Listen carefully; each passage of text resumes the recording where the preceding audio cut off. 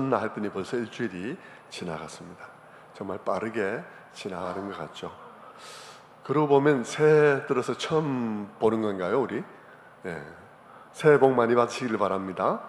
주변의 분들도 새해 복 많으시길 바랍니다. 새해도 건강하시고 믿음 생활 승리할 수 있게 되기를 바랍니다. 새해 첫 주일인데 오늘 같은 날 우리가 살펴보기에 좋은 말씀들이 몇 군데가 있죠. 새해가 되면 대개 어떤 말씀들을 봐야 되겠다 이런 게 있는데, 마태복음 25장은 그 중에 한 곳이라 말할 수 있습니다. 이 마태복음 25장에는 세 비유가 존재하고 있죠. 열처녀 비유, 그리고 달란트 비유, 그리고 양과 염소의 비유가 존재하고 있습니다. 이 비유들은 예수님이 종말에 관한 긴 설교를 하시던 중에 설교 마지막에 하신 말씀이에요.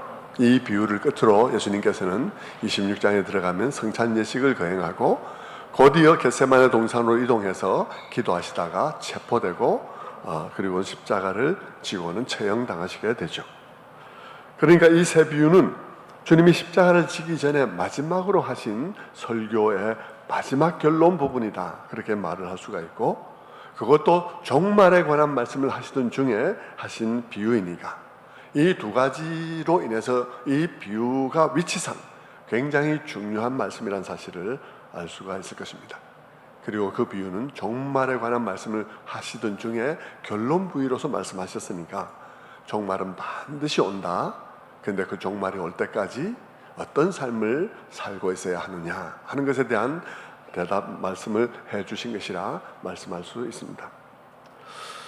그렇기 때문에 우리는 이런 해가 거듭될수록 새해를 맞을수록 우리는 이 비유를 잊을만 하면 다시 또 들어보아야 될 그런 비유의 말씀이라고 할 수 있습니다. 해가 많이 바뀌는 시점에 우리는 늘 올해는 또 어떻게 살아야 되느냐 하는 삶에 대한 새로운 다짐들을 할 것이기 때문에 우리는 이 비유를 통해서 이 비유가 우리를 각성시키는 대로 우리의 삶의 태도를 각성하는 시간을 가져야 할 것입니다. 오늘 저는 이 25장에 있는 비유 중에 두 번째 비유, 달란트 비유를 읽었는데 전체 다를 읽을 수가 없어서 그렇게 읽었거든요. 사실은 24장부터 쭉 읽어야 되는데 오늘 우리 그 달란트 비유를 읽었지만, 그러나 25장에 나오는 첫 번째 비유는 열처녀 비유입니다. 그 열처녀 비유 25장 첫 번째를 보면 이렇게 시작합니다. 25장 1절에 그때에 천국은 마치 등을 들고 신랑을 맞으러 나간 열처녀와 같다 하리니, 그때에 라고 말하고 있습니다. 그러니까 뭔가 앞에서 얘기를 하고 있었고 그리고 그러던 중에 그때라고 말하고 있습니다. 그럼 그때가 어느 때인가 하는 것을 우리가 봐야 되겠죠. 앞으로 쭉 넘어가 보면 24장으로 넘어갈 수밖에 없고 24장으로 넘어가면 예수님이 종말에 대한 설교를 쭉 하고 있다는 사실을 알게 됩니다. 그리고 그 설교는 마지막 부분에 마지막에 한 10절 이렇게 두고 어떻게 마무리되고 있냐 그러면 마태복음 24장 36절에 이렇게 말씀하십니다. 그러나 그 날과 그때는 아무도 모르나니 하늘의 천사도 아들도 모르고 오직 아버지만 아느니라. 노아의 때와 같이 인자의 임함도 그러하리라. 이렇게 얘기를 하죠. 노아의 때와 같이 인자의 임함도 그러하리라 하는 말씀은 그 이후에 설명하고 있는 대로 그때도 사람들은 정말 노아의 경고대로 그런 날이 올 것이라 생각하지 않고 그냥 평소처럼 시집가고 장가가고 했는데, 그런데 그날은 오고야 말았더라 하는 얘기를 하고 있는 것입니다. 그러면서 이어서 하는 말이, 여러분이 주일학교 다닐 때 많이 불렀던 노래들, 두 사람이 함께 밭을 가는데 한 사람은 가고 한 사람은 남았다. 그리고 두 사람이 함께 맷돌을 가는데 한 사람 가고 한 사람 남았다는 얘기가 이 마태복음 24장의 앞부분에 요 부분에 나오고 있는 것입니다. 그런 얘기를 하는 이유는 늘 일상의 매일의 그 평범한 삶들이 계속되고 있는 가운데 그날은 갑자기 온다. 예수님의 말씀이 도둑처럼 오게 될 것이다. 도둑이 무슨 예고하고 오냐, 예고 안 하고 온다, 이런 이제 말씀을 하고 있는 것이죠. 그러면서 다시 24장 42절에는 이렇게 말씀을 합니다. 그러므로 깨어있으라. 어느 날에 너희 주가 임할는지 너희는 알지 못함이라. 44절에 그러므로 너희도 예비하고 있으라. 생각지 않은 때에 인자가 오리라. 그러면서 24장 마지막 부분에도 또 한 비유가 나와요. 그러니까 결국 예수님의 설교 마무리 부분은 세 비유가 아니라 네 비유가 이어져서 나오고 있는 것이에요. 그러니까 24장 마지막 부분에 있는, 이게 뭐 장을 나눈 것은 후대에 나눈 것이니까 사실은 이어지는 것인데, 24장의 마지막에 있는 비유는 뭐냐 그러면 충성되고 지혜로운 종에 관한 얘기인 겁니다. 24장 45절을 보겠습니다. 충성되고 지혜 있는 종이 되어 주인에게 그 집사람들을 맡아 때를 따라 양식을 나눠줄 자가 누구뇨? 주인이 올 때 그 종에 이렇게 하는 것을 보면 그 종이 복이 있으리로다. 종말에 관한 얘기를 하면서 충성되게, 내가 오는 그날에 충성되게 그 하나님 나라를 섬기고 있는 사람은 복이 있을 것이다. 그러나 많은 사람들은 악하고 게으른 종처럼 주인이 더디 오리라는 생각에 제 마음대로 처신을 하면서 동무들을 때리고 술 친구로 더불어 먹고 마시면서 있게 될 것이다. 그런데 생각지도 않은 날에 내가 올 것이다. 그 얘기를 하신 후에 그 얘기를 풀어서 쭉 설명한 얘기가 한 단계 한 단계 이 세 번의 비유를 통해서 풀어서 설명을 한 것이에요. 이후에 25장에 들어와서 첫 번째 비유가 열처녀 비유이죠. 열처녀 비유는 바로 그때의 천국은 어떤 것과 같으냐 그러면 바로 그때의 천국은 마치 등을 들고 신랑을 맞으러 나간 열처녀와 같을 것이다. 그 중에 5은 미련하고 5은 슬기가 있는데, 미련한 자들은 등을 가지되 기름을 가지지 아니했고, 지혜로운 자들은 등과 함께 그곳에 기름을 채워서 가지고 있었는데, 신랑이 더디옴으로 다 같이 잠들었는데 신랑이 왔다는 소리를 들고 나가니까 다들 등불을 켜고 신랑을 맞는데, 이 미련한 5 처녀는 등은 있는데 기름은 없어서 불을 붙이지 못해서 허둥대다가 결국 잔치에 들어가지 못하고 말았다 하는 것이 이 비유이죠. 그러면서 예수님의 권고는 뭐냐 그러면 깨어있으라. 너희가 그 날과 그 시는 알지 못한다 하는 얘기를 이 열처녀 비유를 통해서 했습니다. 자, 오늘은 이 열처녀 비유와 이 달란트 비유의 비유를 절반 정도 그렇게 오늘은 살펴보려고 합니다. 다음 주는 그 절반과 마지막 비유를 살펴보려고 해요. 비유의 핵심은, 열처녀 비유의 핵심은 뭐냐 그러면 참 성도는 늘 깨어서 주님의 재림을 준비하는 삶을 산다. 참 성도는 늘 깨어서 주님의 재림을 준비하는 삶을 산다는 거죠. 다시 오신다는 말씀을 진정으로 믿기 때문이라는 것입니다. 다시 오신다는 말씀을 진정으로 믿는다면 그분이 오실 것을 깨어서 기다리게 될 것이다 하는 말씀이죠. 깨어서 기다리지 않는다면 그분이 오실 것을 안 믿는다는 말인 것이죠. 결국 깨어서 기다리지 않는다는 말은 안 믿는다는 거예요. 성경 말씀도 안 믿고 사실은 안 믿는다는 것입니다. 자, 깨어있다는 것은 잠을 안 잔다는 말이 아니죠. 잠을 안 잔다는 말이 아니라, 오늘 이 비유에서도 다 잠을 자고 있었으니까요, 이 우리가 생물학적으로 잠을 자야 되는 이 잠을 안 잔다는 것이 아니라 그 사람의 삶이 모든 면에서 주님을 다시 만나 뵐 것이라는 의식으로 깨어 있다는 것입니다. 그 사람이 모든 면에서 주님을 다시 만나 뵐 것이라는 의식으로 깨어 있다. 그분을 만나 뵐 것이라는 기대와 그분 앞에서 내 삶에 대한 책임의식으로 깨어있다는 것입니다. 그날에 아무 두려움 없이 달려나아가서 주님을 맞이하고 그동안에 있었던 일들을 주님께 나의 삶에 대한 말씀을 드릴 것을 기대하는 상태, 무슨 일을 하되 그 일하는 데 있어서 그런 기대가 거기에 관계되어 있는 상태, 그것이 깨어있는 것입니다. 그 반대는 뭐겠습니까? 그 반대는 입으로는 주님이 오신다고 말하면서도 실제로는 좋은 게 좋다는 식으로 살아가는 것이죠.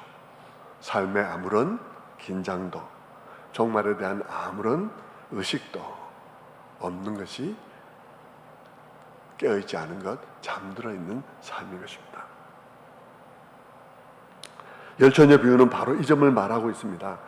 교회 안에 다들 종말에 관한 얘기를 하지만 실제 그 교회 안에 있는 그 사람들의 신앙에는 두 종류가 있다는 사실을 말하는 거예요.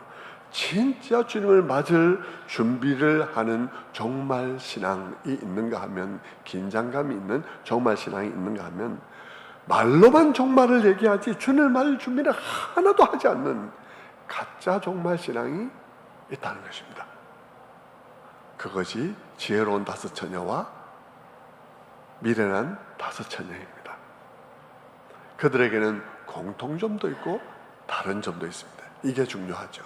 공통점도 있고 다른 점이 있다는 거예요. 자, 공통점은 둘 다가 다 같은 장소에 있었습니다. 이 지혜로운 처녀 10명이 다 같은 장소에 있었어요. 둘 다 같은 자리에 있다는 거예요. 그리고 둘 다 등불을 켤 수 있는 등은 가지고 있다는 것입니다. 그리고 외견상 둘 다 신랑이 오는 것을 기다리는 것처럼 보인다는 것입니다. 이것이 굉장히 비슷한 점이에요. 하지만 중요한 차이도 있는데, 그것은 다섯은 등잔 안에 기름이 있는데 다섯은 등만 있지 기름은 없다는 것입니다. 우리가 여기서 주의해야 될 것은 뭐냐 그러면, 이 둘의 모습은, 겉모습은 꼭 같은데 실제는 다르다는 것입니다. 그런데 이 다름이 평소에는 드러나지 않는다는 거예요. 그런데 그날이 오면 드러나더라는 것입니다. 이것이 굉장히 중요한 일인 것이죠. 평소에는 그 날이 드러나지 않는데, 그런데 평소에는 그것이 실상이 드러나지 않는데 그 날이 오면 그게 드러나더라는 것입니다. 무슨 말이겠습니까? 교회를 말하는 거예요. 교회 안에 사람들이 그렇다는 것입니다. 교회 안에 두 부류가 다 있다는 거예요. 겉으로 보면 둘 다 주님을 기다리는 것 같다는 것입니다. 그러나 실제는 다르다는 것이죠. 정말 재림신앙으로 깨어있는 삶으로 주님을 기다리는 사람들이 있는가 하면 아무런 긴장감이 없이 안일함 속에서 잠들어 있는 사람들도 있다는 것입니다. 그런데 겉으로 보면 둘 다가 신자 같고 둘 다 주님을 기다리는 것 같다는 것이죠. 왜냐하면 둘 다 같은 장소에 있으니까, 둘 다 겉보기에는 비슷한 행동을 하니까, 둘 다 기도에 나와서 기도하니까, 둘 다 찬양하면 찬양하니까, 둘 다 성가대 하라면 성가대 하니까 모양은 똑같은 거예요. 함께 있으니까 착각하는 거죠. 저 사람도 재림을 기다리는 갑다 하고 생각한다는 것입니다. 여러분, 열처녀를 보십시오. 그들은 같은 곳에 있습니다. 다 같이 있으면서 같은 행동을 하고 있습니다. 다른 사람들이 신랑을 기다린다 하니 이 다섯 처녀도 자기들도 스스로 속는 거예요. 자기들도 신랑을 기다리는 줄 알고 말입니다.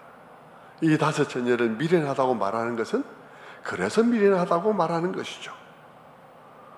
신앙생활을 하는데 자기들이 무엇을 믿고 있는지를 보지 않고 그저 남들이 진짜 믿고 있는 사람들 가운데 들어가 있다는 것만으로 내가 아무 문제가 없을 것이라고 생각하고, 진짜 신앙생활 하는 사람들 사이에 들어가 있다는 사실만으로 나도 주님을 기다리고 있을 것이라고 생각하는 것이 어리석다는 것입니다. 그것이 미련하다는 것이죠. 성도 여러분, 여러분 중에는 그런 사람 없습니까? 여러분이 무엇을 믿는지에 대해서는 모른 채 그저 진실로 믿는 사람들 가운데 들어와 있다는 것으로 여러분이 믿고 있을 것이라고 착각한다면 이거야말로 등잔에 기름도 없이 주님을, 신랑을 기다리고 있는 줄로 착각하는 꼴이라고 말하지 않을 수가 없는 것이죠. 그런데 여러분, 그날 보니까 어떻습니까? 그날 가서 보니까 기름이 없는 거예요. 진짜 깨어서 주님을 기다렸다는 증거가 없는 거예요. 진짜 주님이 올 거라고 믿었다는 증거가 없어요. 기름이 없어. 진짜 신랑이 올 거라고 기대했다면 기름이 있을 텐데, 진짜 신랑이 올 거라고 기대를 했다는 증거가 없는 거예요. 증거는 딱 하나 있는데 뭐가 있냐 그러면 진짜 안 기다렸다는 증거만 있는 것입니다. 진짜로는 안 기다렸다는 증거만 있어요. 안 기다렸기 때문에 기름이 없는 거죠. 빈통만 들고 있는 것입니다. 빈통이 뭐겠습니까? 주님을 진짜 기다리는 내용은 없이 종교적인 모양만 갖추고 있는 게 빈통이죠. 진짜 주님을 기다림은 없이 종교적인 모양만 가지고 있는 게 빈통이죠. 그래서 주님이 뭐랍니까? 그날은 오니까. 그래서는 안 된다는 것입니다. 안 올 것 같은 주님이 온다는 것이죠. 그날도 평소처럼 날들 주님이 오시는 날, 신랑이 오는 날, 이 5 여인들은요 평소처럼 행동했습니다. 남들이 하는 대로 나도 따라서 하는 거죠. 남들이 하는 대로 나도 따라서 합니다. 다들 와 신랑 왔다 하니까 막 나가니까 나도 막 와 하면서 따라 나갔어. 남들이 다 등불을 켭니다. 나도 등불을 켤라 했는데 기름이 없어요. 그래서 당황스러운 거예요. 신자들 사이에 끼어 있어서 똑같이 행동하니까 내가 별 문제가 없는 줄 아는데 자신의 기름통에는 기름이 없는 것입니다. 진짜 주님이 오실 것을 기다린 증거가 없어요. 주님은 이런 비극이 없어야 된다고 말씀하는 것입니다. 왜냐하면 그런 사람들은 천국에 들어갈 수 없기 때문이에요. 당연하죠. 안 믿었으니까, 믿는 게 아니었으니까. 그런데 여러분, 잠깐 여기서 멈추어서 이런 이야기를 들으면서 예수 믿었는데 천국 못 가는 사람도 있는 모양이구나, 이렇게 생각하면 안 됩니다. 이 말씀이 하는 것은 그 사람은 아예 처음부터 예수를 안 믿었다는 것입니다. 예수를 안 믿었고 안 기다렸다는 것이죠. 진짜 믿는 게 아니었다는 것입니다. 참으로 믿는 사람들은 그렇게 하지 않는다는 얘기를 하고 있는 것입니다. 그들은 진실로 주님의 재림을 믿고 기다린다는 것이죠. 그런데도 불구하고 주님께서 이런 말씀을 주님의 제자들의 공동체에 쭉 하고 있는 것은 왜 그렇습니까? 사람들이 모여있는 그곳에 실제로는 안 믿는 사람들이 있을 수 있기 때문에 그들에게 도전하고 그들을 깨우기 위해서 이런 말씀을 하시는 것이죠. 제자들의 무리 속에도 가룟 유다도 있으니까요. 그리고 또 반대로 참 신자들 중에 참 신자들이 안 믿는 사람 틈에 끼어가지고 남들이 다 비슷비슷하니까, 다 교회 다니는 사람들이니까 남들 다 저렇게 살아가니까 나도 그렇게 살아도 되는 것 같다 생각하면 참 신자들이 안 믿는 사람들, 실제 교회는 나오지만 실제는 안 믿는 사람들하고 한테 끼어가지고 그냥 이래도 되는갑다 하고 살아가고 있는 사람들이 있기 때문에 말씀하시는 것이죠. 그들에게 도전하는 것입니다. 여러분, 교회 다니면서도 여러분 잘 사귀어야 돼요. 교회 안에는 내가 이 사람과 사귀어갖고 덕 보지 못할 사람도 많습니다. 신앙적 덕 말입니다. 신앙적으로 덕이 안 되는 사람도 많습니다. 내가 신앙이 좋았는데 이 사람하고 가까이 지내다 보니까 내가 신앙이 해이해지고 정말 주님을 기다리는 긴장감 있는 삶을 안 살게 되는 사람들이 많아요. 여러분, 새해에는 여러분 자신들이 정말 정신 차리고 정말 교제해야 될 사람들과 교제하게 되기를 바랍니다. 여러분, 주님께서는 그런 사람들에게 말하는 것입니다. 아니야, 이 사람아, 그건 네가 살아야 될 삶이 아니야. 그건 걔들이 살도록 놔둬. 너는 그런 삶 살면 안 돼 하고 지금 말씀하고 있는 거예요. 교회 안에서 여러분이 누구를 친구로 삼아서 살아가는지는 중요해요. 참 위험한 일입니다. 서로 옳다 하면서 같이 수렁에 빠지는 사람들이 있습니다.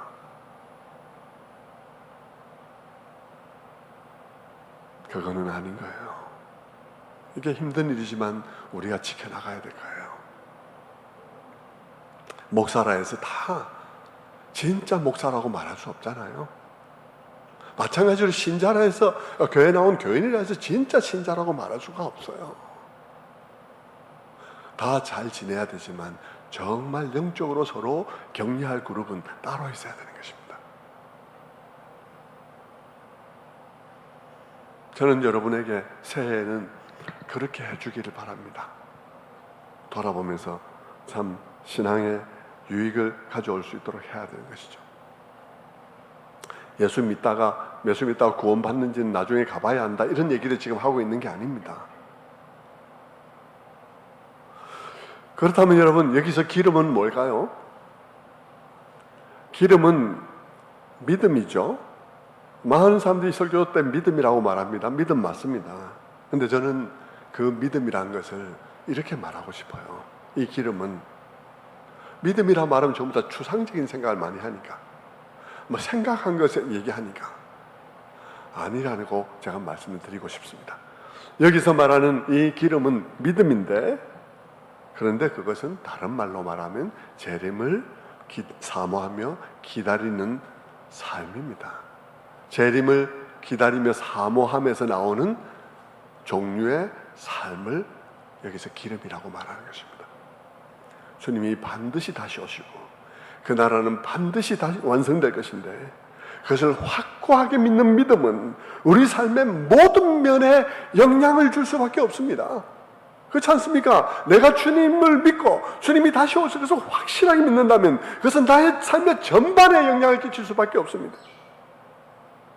그리고 그 나의 삶의 전반에 영향을 끼친 그것은 나로 하여금 내가 주님을 기다렸다는 증거를 만들어낼 수밖에 없는데, 그 증거된 삶, 그것이 기름입니다.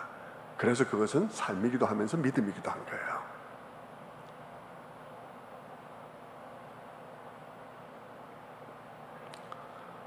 내가 주님의 재림을 믿는 것으로 인해서 내 삶에 만들어진 차이,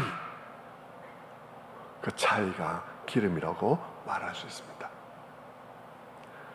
여러분, 이 말은 내가 삶의 공로로 구원한다는 말이 아닙니다. 여러분, 삶의 공로로 구원한다는 말이 아니에요. 내 삶이 무슨 공로가 되겠습니까? 내가 살면 얼마나 반듯한 삶을 살고, 여러분, 얼마나 완벽한 삶을 살 수 있을 거라고 내 삶의 공로로 구원한다는 이딴 말을 할 수 있겠습니까? 절대 아니죠. 우리의 삶은 여전히 연약하고 우리의 삶은 여전히 많은 문제가 있을 것입니다. 그러나 나의 연약하고 문제가 있는 삶이라 할지라도, 그러나 내가 재림을 믿고 있다면 그 연약한 삶조차도 다른 삶과는 구별되는 그런 삶이 될 수밖에 없다는 거예요. 그 삶의 공로로는 구원받을 수 없지만 적어도 나의 그 연약하고 흠있는 삶이라 할지라도 그것은 내가 주님을 믿고 기다렸다는 증거가 되는 그런 삶이 있다는 것입니다.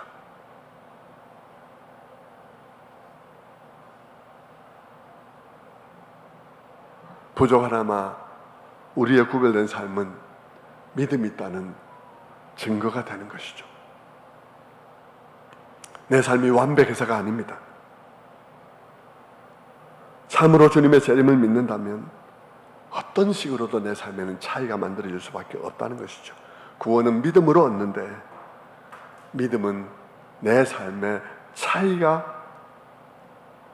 차이로 인해서 내게 믿음이 있음을 증명하는 것입니다.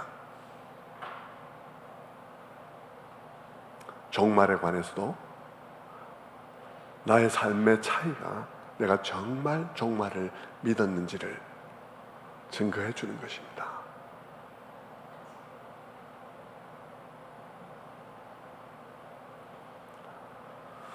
성도 여러분, 건강한 종말 신앙은 내세 신앙과는 다른 것입니다.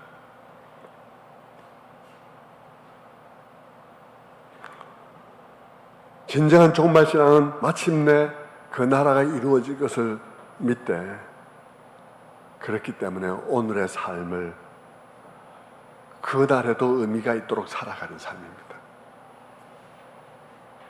그 나라가 완성될 것을 믿기에, 그 종말이 있을 것을, 그런 이 모든 역사를 완성시키는 완결로서의 종말이 있을 것을 믿기에 내가 오늘 사는 삶도 그날의 의미가 있도록 살아가려고 하는 것이 종말 신앙이에요. 여러분, 이민을 계획하는 사람들은 그 나라에 가서 살 돈을 준비를 합니다. 그렇지 않습니까? 그리고 또 해외 주재원으로 나가 있던 사람 귀국하려면요, 귀국할 때 물건 살 때 다 그 나라에 돌아가서 쓸 수 있는 물건을 삽니다. 전기 제품 하나 사도 볼테이지 하나도 몇 볼트짜리인가, 헤르츠도 몇 헤르츠인가 다 따져서 그 나라에 쓰기에 문제가 없는 것을 삽니다.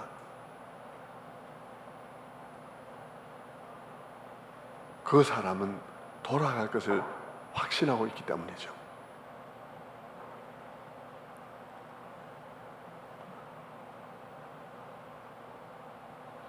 진정한 종말 신앙은 그와 같은 거예요.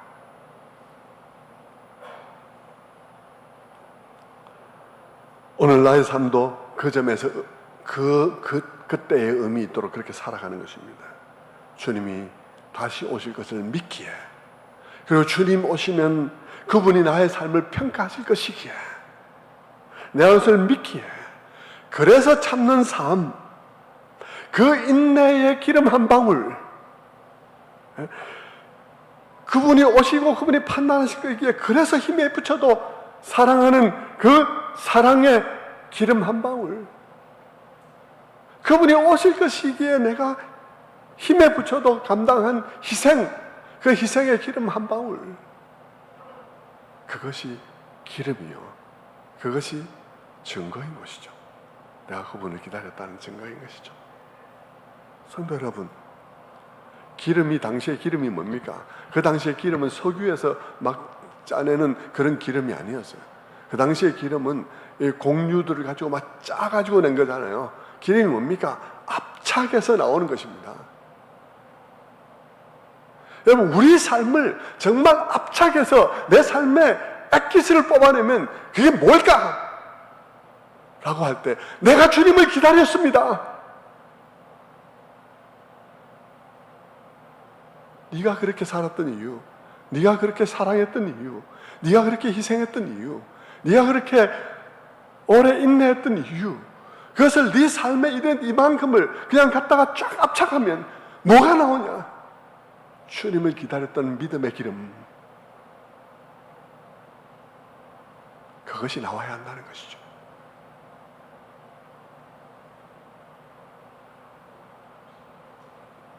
다시 강조하지만 그런 삶으로 구원받는다는 말이 아니고요, 그런 사람들이 그가 재림을 기다렸던 믿음의 증거라는 뜻입니다.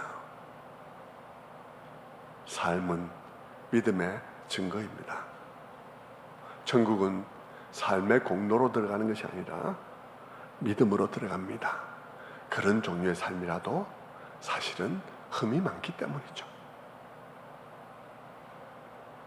그러나 그럴지라도 그런 믿음, 차별된 믿음, 흠이 많으나 그러나 차별된 삶은 믿음을 가지고 있다는 증거인 것이죠. 그 흠 많고 여러 찌꺼기들 많이 붙어있는 거 짜면 그게 압축해서 나오는 것이 재림을 믿는 믿음이라는 것입니다. 어쨌든 그들은 그래서 잔치에 들어가요. 열처녀 비유 가운데 기름을 준비한 사람이 5명이고 기름을 준비하지 않은 사람이 5명이다. 이 5대 5라는 것은 아무 생각 없이 하지는 않았을 거라 생각해요. 그것은 아마 주님께서 주님의 교회 속에 거의 1대1이 될 수 있다 하는 경고를 하고 있을 수 있습니다. 저는 우리 교회는 1대1이 아니기를 바랍니다. 우리 교회는 모두가 다 기름을 준비한 성도들이 되기를 바랍니다. 미련한 5 처녀는 막판에 허둥댔습니다. 기름을 빌리려 했지만 빌릴 수 없었습니다. 다른 5 처녀들이 기름을 빌려주지 않은 그 5 처녀들이 몰인정하고 매몰차서 안 빌려준 게 아니에요. 실제 여러분, 이 비유는 비유니까요. 비유는 실제하고는 딱 맞지는 않다고 늘 생각해야 됩니다. 비유하는 것만 비유하고자 한 것만 비유이고 실제는 따로 묵상을 해야 되는 거예요. 자, 여러분, 이 기름을 깊이 묵상해 보았습니다. 여러분과 나누었죠. 기름이 무엇인지를 나누었습니다. 자, 기름이 무엇인지를 묵상해 보면 이 기름을 빌려줄 수는 없는 거예요. 빌려지는 게 아니에요. 이건 빌려지는 게 아니에요. 이것은 삶이라는 증거예요. 그 사람이 믿었다는 증거로서의 삶입니다.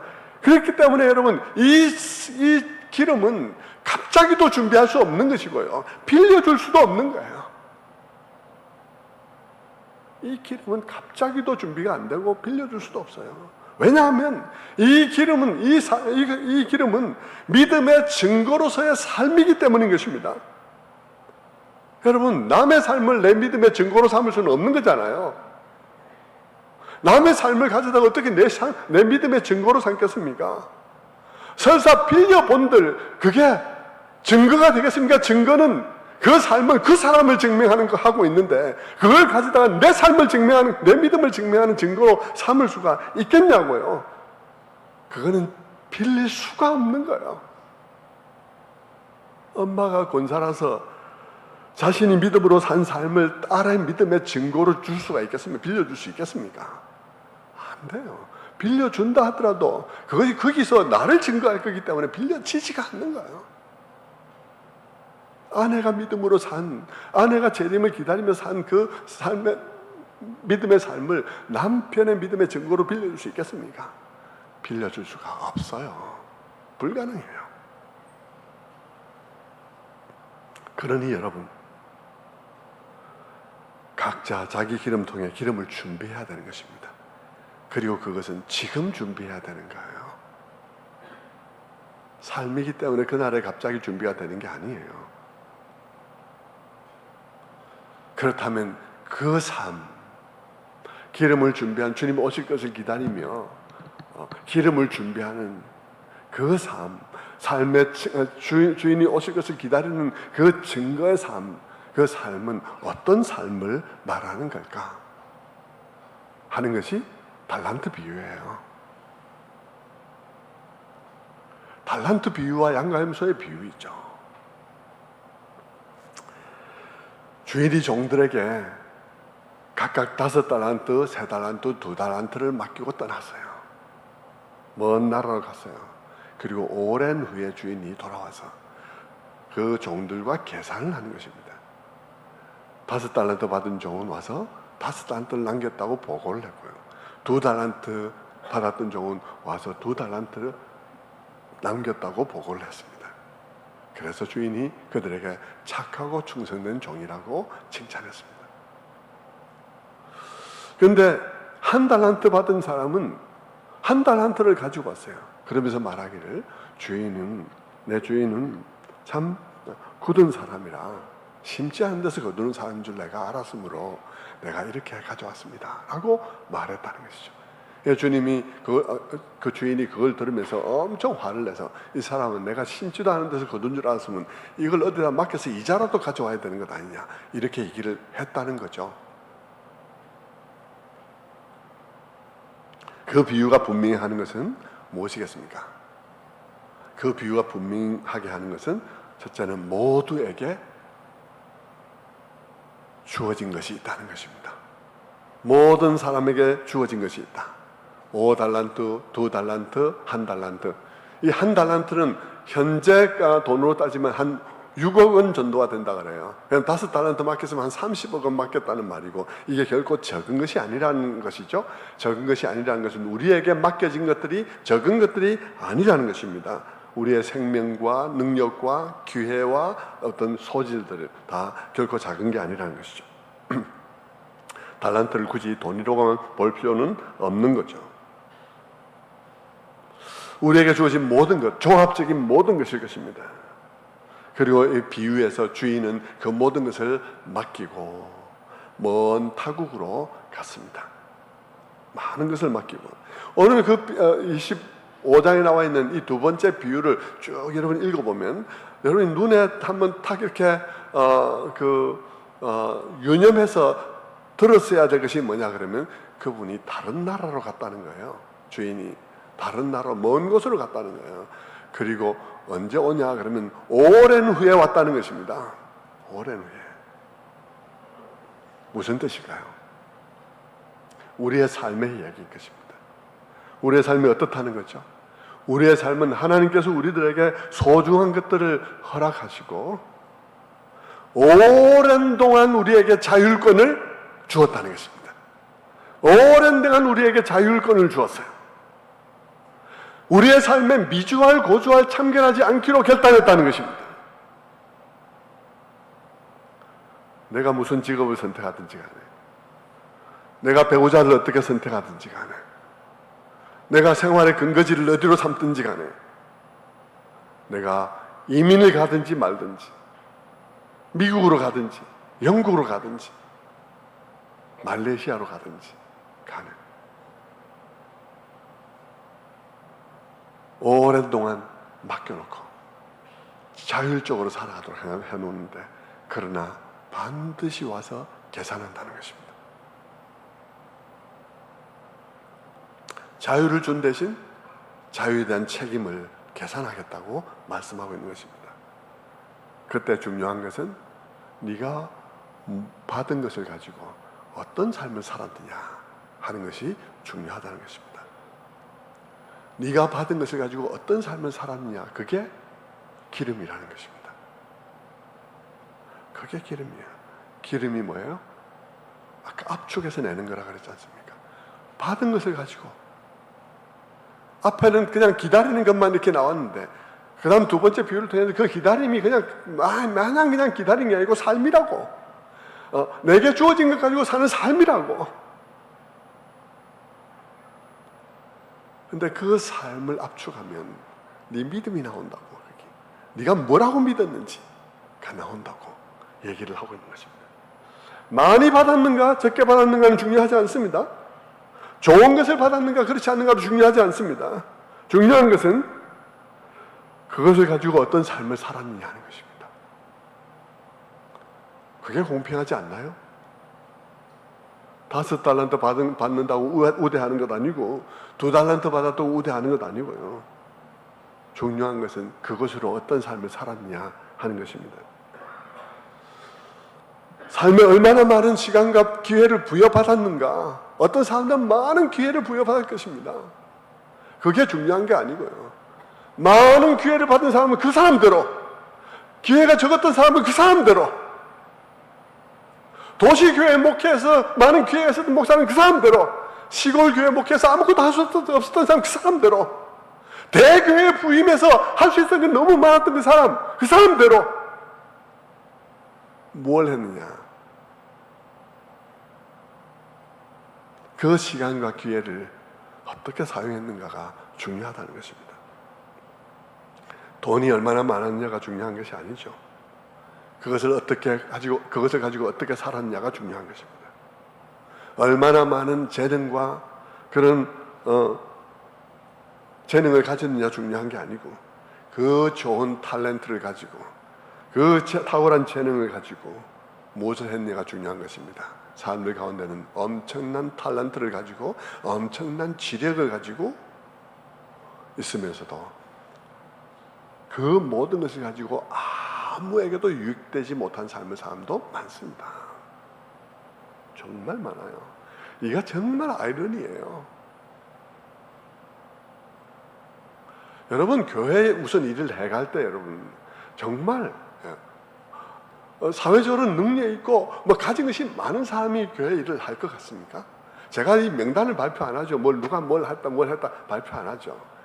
절대 그렇지 않습니다. 사실 발표를 하면 여러분 깜짝 놀랄 거예요. 전혀 그렇지 않습니다. 그거 정말 주님께서 말할 거예요. 정말 다 아실 것이지만 정말 그렇지 않습니다.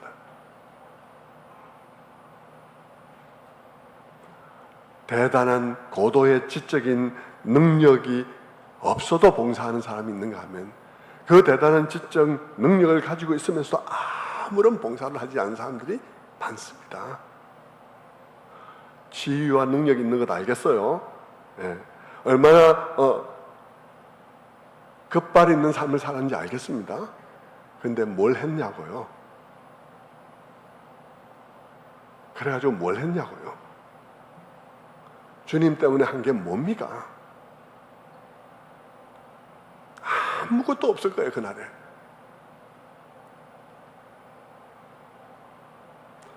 그래서 어떤 사람들은 착하고 충성된 종으로 평가되고 다른 사람들은 악하고 게으른 종으로 평가되는 것입니다. 여러분은 어느 편에 속해 있을 것인가 생각해 보셔야 하는 것입니다. 주님은 5달란트 받은 자와 2달란트 받은 자에게 착하고 충성된 종이라고 칭찬하셨습니다. 그들은 왜 충성된 종이라는 칭찬을 들었을까요? 다음 주일에 여기서부터 출발해서 제가 말씀을 또 드리겠지만 오늘 마무리 부분을 이 부분만큼은 하고 마무리를 해야 될 것 같아요. 왜 그들은 충성된 종이라는 그런 칭찬을 들었을까? 여러분 헷갈리지 않았으면 좋겠어요. 여러분이 5달란트를 남기거나 2달란트를 남겼다는 말에 너무 현혹되지 않았으면 좋겠습니다. 왜냐하면 남긴다는 말이 뭔지를 해석하기 전에는 여러분이 생각하는 남긴 그것은 아닐 수 있기 때문이죠. 주님은 충성되게 하면 어떤 방식으로든지 남게 할 거예요. 그것은 여러분이 보기에 남지 않는 것일 수 있습니다.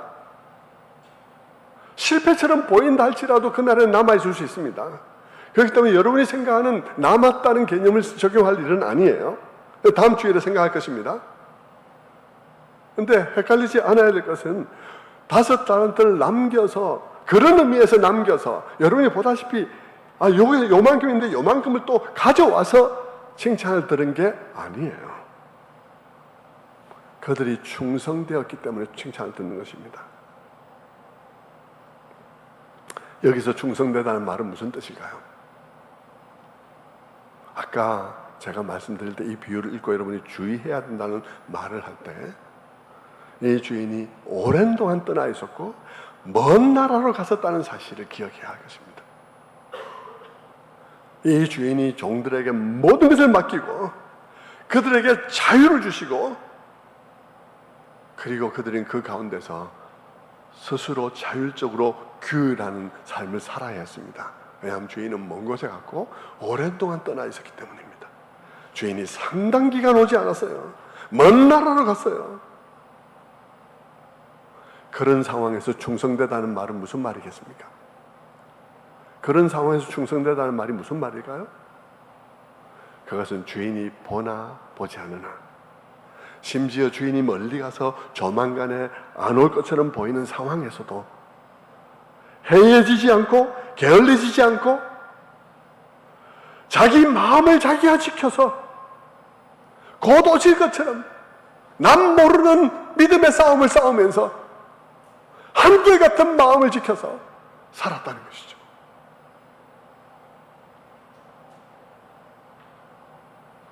성도 여러분, 우리의 삶이 그렇지 않습니까? 우리의 생애가 어떻게 보면 마냥 자유 같지 않습니까? 하나님도 저기 물러나 계신 것 같지 않습니까? 때때로는 없는 것 같지 않습니까? 미주알 고주알 간섭하지 않는 것 같지 않습니까? 그런데 여러분, 그런 때에도 정말 믿는, 충성되게 믿는 사람들은 그런 시간도 내게 맡겨진 모든 것을 가지고 주인이 내게 맡길 때 무슨 마음이었을까 생각하면서 주인이 볼 때나 보지 않을 때나 거기에 있을 때나 있지 않을 때나 항상 내가 내 마음을 지켜서 언제나 동일하게 살아가는 것, 그런 엄청난 싸움을 싸우는 것입니다. 아무도 간섭하지 않는데 완전히 그냥 자유인 것 같은데 스스로 맡기신 분을 생각하면서 주신 것들을 사용했다면 그것은 엄청나게 충성된 것입니다. 그렇지 않습니까? 그것을 충성된 종이라고 하는 것입니다. 저는 여러분들도 충성된 종이 되어야 하리라 생각해요. 저도 그 싸움을 싸워가고 있는 거예요. 힘든 싸움이에요. 목사님들하고 다 그런 싸움을 싸우고 있는 것 같지는 않아요. 어떤 사람들은 정말로 왜 하나 싶을 정도로 그런 삶을 살아가는 사람도 너무 많아요. 그냥 설교하면 되는 줄 생각해요. 성도 여러분, 이게 얼마나 엄청난 싸움인지 아십니까? 그래서 저는 우리 교회 부목사님들에게도 늘 하는 말이, 아무도 감독하지 않는 싸움을 싸워야 되는 그 싸움, 당신들이 싸워야 될 싸움이라고. 정말 지금부터 훈련하라고. 아무도 간섭하지 않아도 내가 살아야 할 삶을 사는 그 삶을 훈련하라고 하는 것이죠. 성도 여러분, 이게 참 어려운 것입니다. 보통 마음으로는 안 되는 거예요. 그런데 그런 삶을 끝까지 살아간다. 그건 엄청나게 충성된 것입니다. 말씀을 맺겠습니다. 오늘 우리가 이 두 번째 비유에 여기까지만 생각하고 마치는데요. 우리 자신을 한번 생각해 봅시다. 새해를 맞아서 우리는 이 비유로 다시 한번 우리가 영혼이 각성되어야 하리라 생각합니다. 여러분, 우리 자신을 한번 생각해 보십시다. 하나님 앞에 우리는 충성된 종이라는 소리를 들을 수 있는지. 저는 여러분들 다 들을 수 있다고 생각해요. 여러분들이 깨어나고 여러분들이 여러분의 마음을 지켜서 살아가는 이 싸움을 싸울 수 있다면 여러분 충성된 종이라는 소리를 들을 수가 있습니다. 여러분, 우리 신앙생활은 싸움이 없는 싸움이 아닙니다. 사탄아 물러가라 이렇게만 하면 되는 게 아니에요. 나의 삶의 자세를, 삶을 살아가는 마음을 지켜서 살아가는 싸움이 정말 중요한 싸움인 것입니다. 여러분 모두가 그와 같은 싸움 잘 싸워갈 수 있게 되기를 바라고요.